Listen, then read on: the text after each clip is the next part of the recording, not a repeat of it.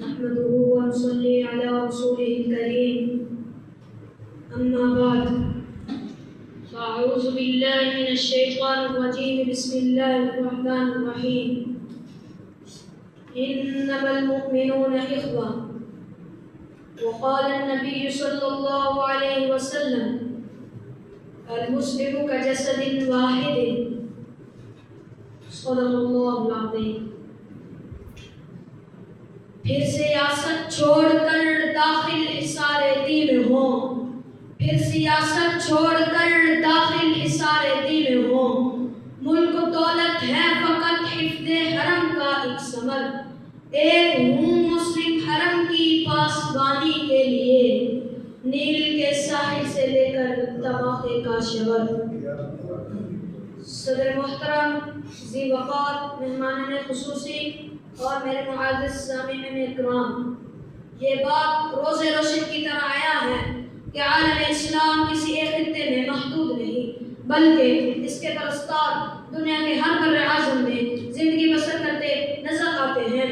بالخصوص بر اعظم ایشیا اور بر اعظم افریقہ کے اندر تو مسلمانوں کی تعداد کروڑوں میں ہے. کم و بیش تقریباً 55 ملکوں میں مسلمانوں کی آزاد اور خود مختار حکومتیں ہیں، جن میں توحید و رسالت کے پرستاروں کی تعداد 1.5 ارب نفوس سے بھی زیادہ ہے.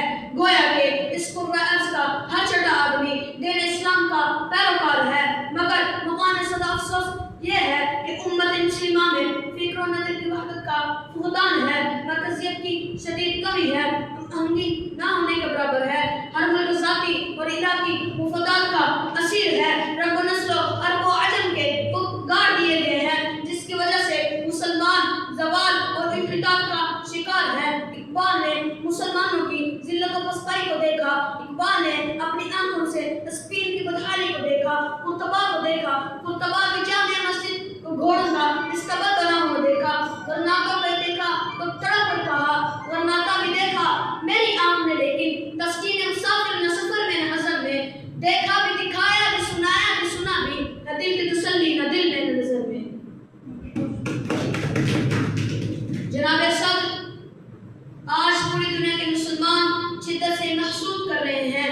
انہیں عربی و علمی کی بنیاد پر تختہ نشق نہیں بنایا گیا، ان کے ساتھ لسانی اور علاقائی بنیادوں پر جنگ نہیں کی جا رہی، بلکہ یہ ساری بحری بیڑے، یہ فوج کشتیاں، یہ دیسی کڑ، یہ فوج بمبوں کی برسات، یہ گوان کا نموبے اور غریب جیل کی صدائیں صرف اور صرف اس لیے ہے کہ ہم مسلمان ہیں اور لا الہ الا اللہ پڑھنے والے ہیں، اور مسلمانوں کو غلام بنانے کے لیے یہ سب کچھ کیا جا رہا ہے. لیکن مسلمان مذمت کرتے ہوئے کہتے ہیں ہری شاخ تمنا ابھی جلی تو نہیں، دبی ہے آگ جگر مگر بجھی تو نہیں، جفا کی تیغ سے گردن وفا شعار ہوگی، کٹی اور سر میدان مگر جبھی تو نہیں. جناب صدر، تاریخ ہمیں بتاتی ہے جب کبھی مسلمان متحد ہوئے تو انہوں نے اپنے سے بڑے کئی دشمنوں کو شکست فاش دی ہے. غزوہ بدر میں 313 تھے، 1000 کو شکست دی. غزوہ موتا میں 30,000 نے 1 لاکھ کو شکست دی. غزوہ خندق میں 30,000 نے 10,000 کو شکست دی. ہر دور میں امت مسلمہ کے اتحاد نے فتح کا پرچم گاڑا ہے. وہ دور خلافت عمر کا ہو، وہ دور خلافت صلاح الدین ایوبی کا ہو، وہ دور خلافت طارق بن زیاد کا ہو، جن کے بارے میں اقبال تڑپ کر گرج کر کہتا ہے چلا ڈالی تھی تم نے کشتیاں انڈلس کے ساحل پر، مسلمان پھر تیری تاریخ دہرانے کا وقت آیا، چلے تھے 313 جہاں سے تم مسلمانوں، پھر انہی ماضی کی راہوں پر پلٹ جانے کا وقت آیا. جناب صدر، فطرت کے تمام مظاہر ہمیں اتفاق کا درس دیتے ہیں.